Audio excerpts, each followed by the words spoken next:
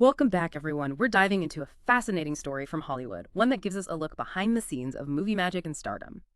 Today, it's all about the 2011 film My Week with Marilyn. Interesting choice. This film, you see, isn't your typical Hollywood biopic.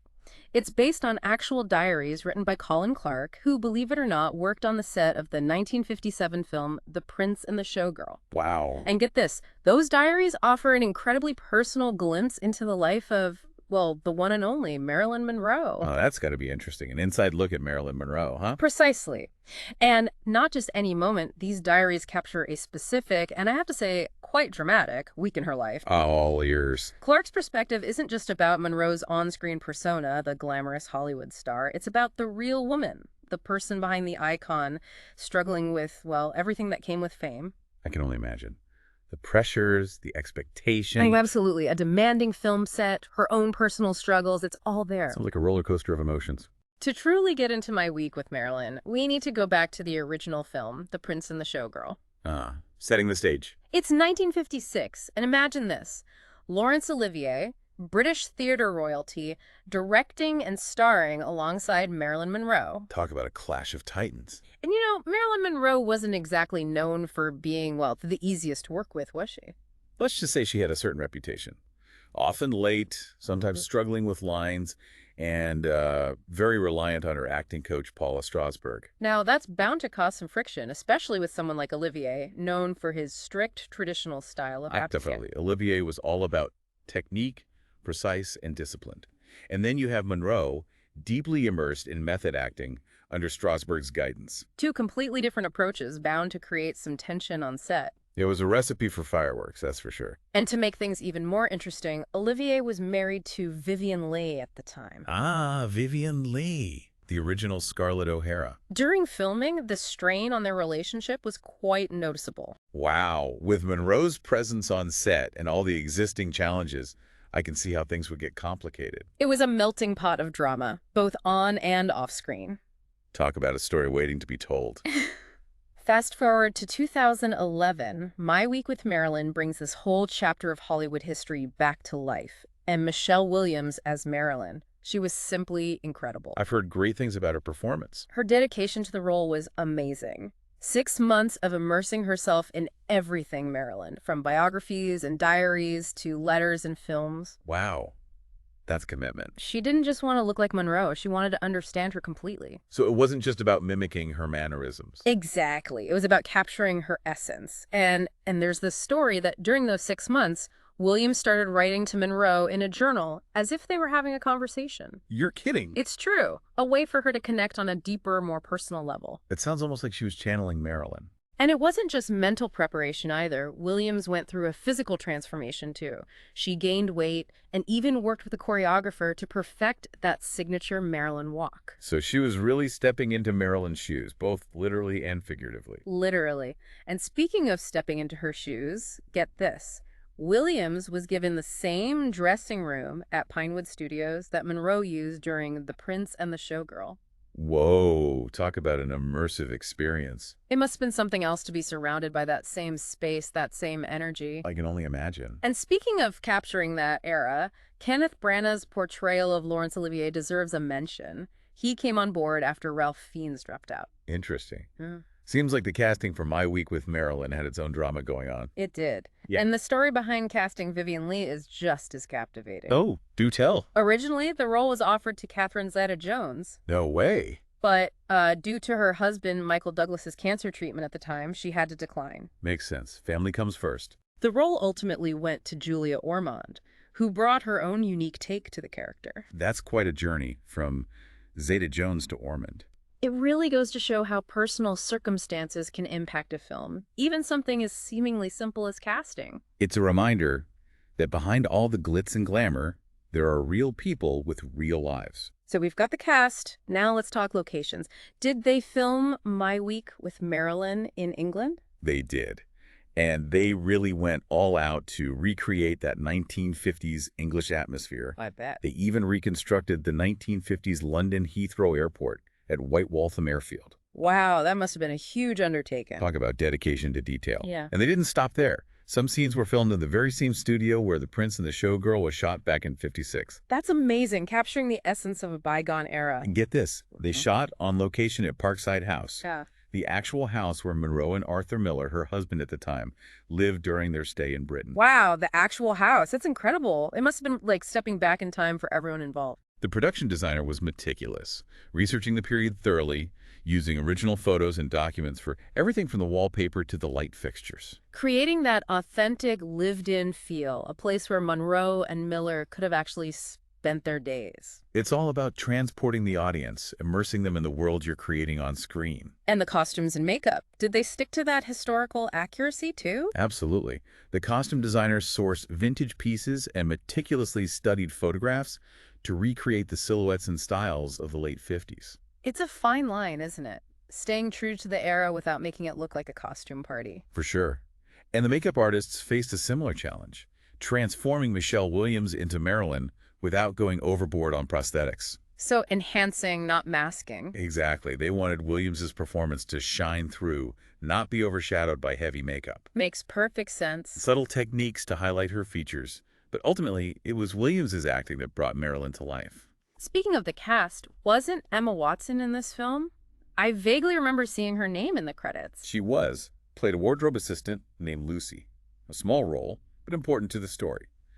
She had limited time on set, though, as she was studying at Brown University at the time. Wow, juggling Hollywood and higher education. Impressive.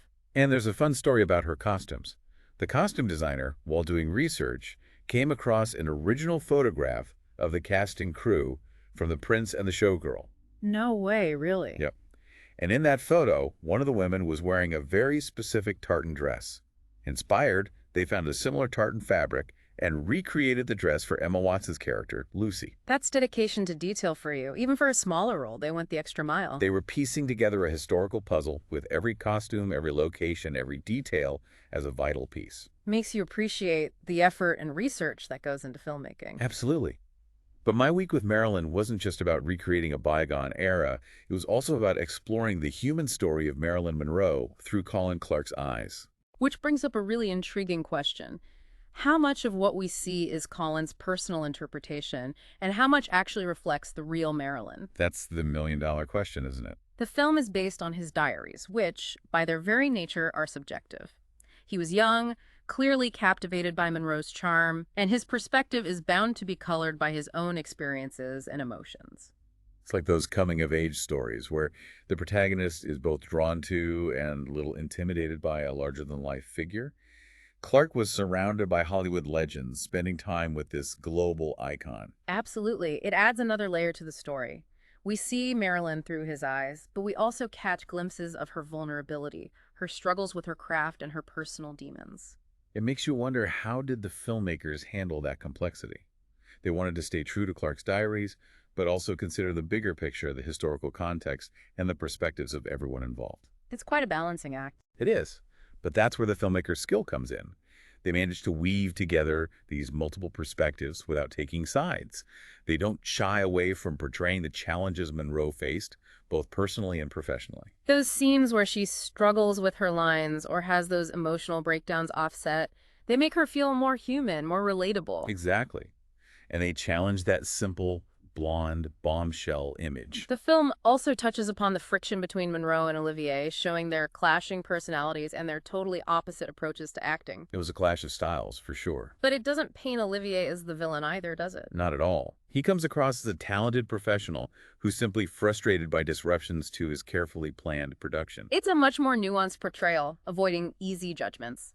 And while Clark's experience is central, we get glimpses into the lives of others on set too, like Vivian Leigh, Sybil Thorndike, and Milton H. Green. A kaleidoscope of perspectives. It's more than just a tribute to Marilyn. It's about the pressures of fame, the behind-the-scenes realities of Hollywood, the messiness hidden behind the glamorous facade. A reality check, so to speak. And of course, visually, the film does an amazing job of capturing the look and feel of the late 1950s, the fashion, the cars, the whole aesthetic. Those visuals can really transport you back in time. Absolutely.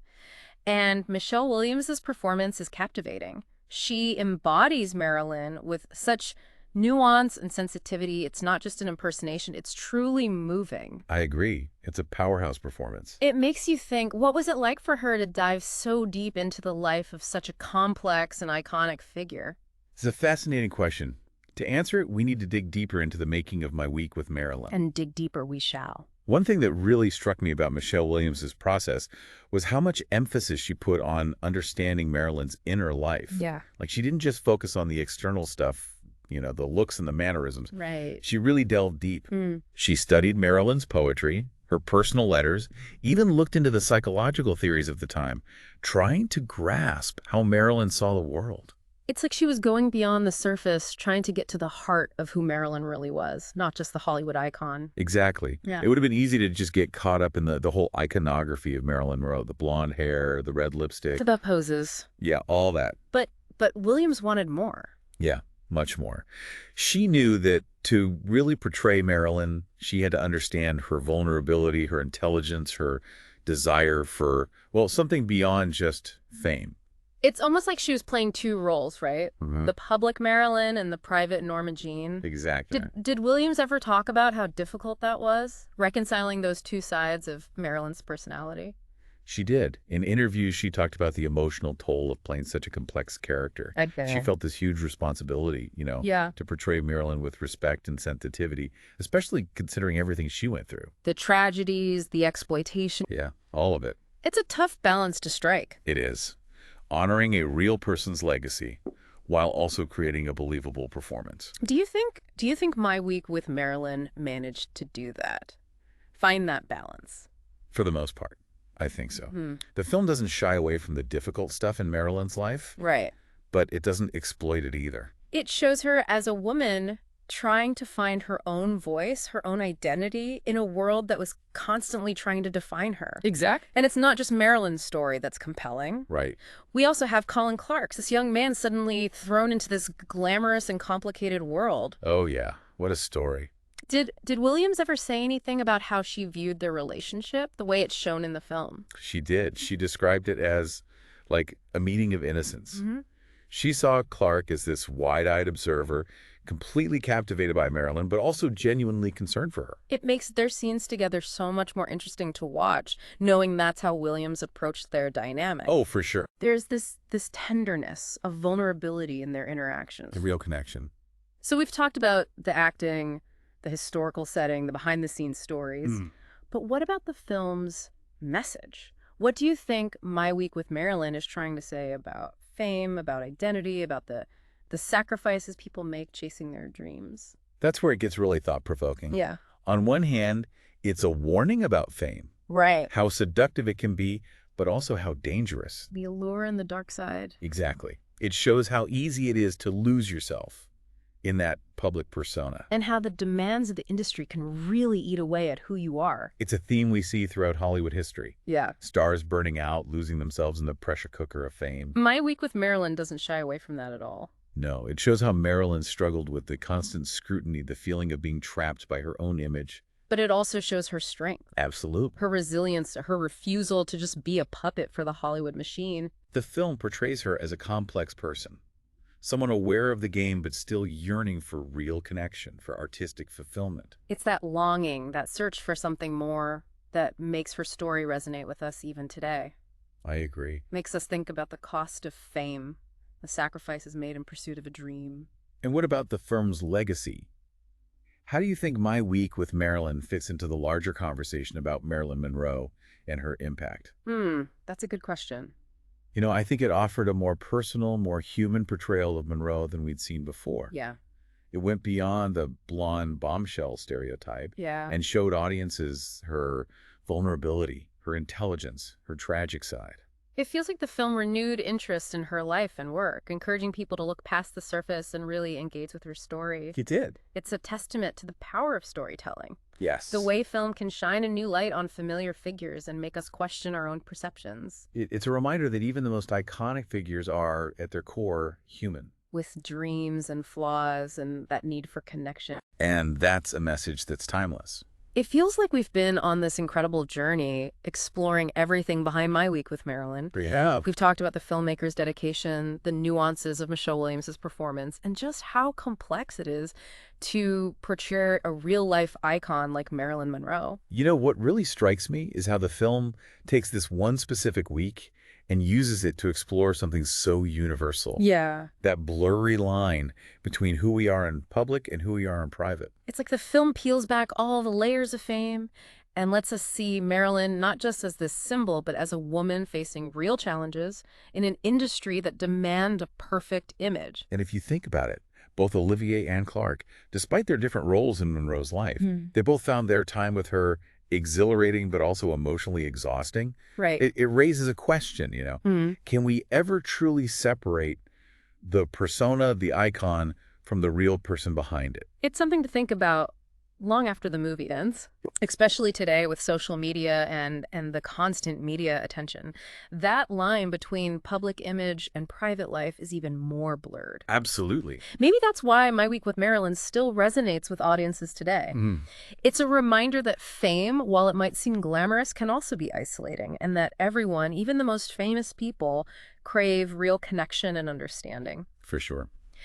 So, as we wrap up our deep dive into My Week with Marilyn, I'm left wondering how much of what we see on screen, whether it's an old Hollywood classic or a modern biopic, is a constructed narrative, and how much actually reveals the truth about the person behind the role. That's the question, isn't it? And maybe, just maybe, My Week with Marilyn encourages us all to look at biographical films and celebrity stories with a little more curiosity, a little more skepticism. In critical eye.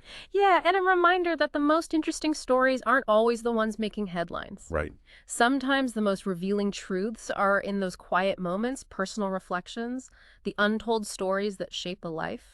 And My Week with Marilyn gave us a glimpse into those hidden corners of Marilyn Monroe's world, allowing us to appreciate her not just as an icon, but as a complex human being. And that's the beauty of it. Well, that wraps up our deep dive for today. Thanks for joining us on this exploration of Hollywood history and the fascinating story behind My Week with Marilyn.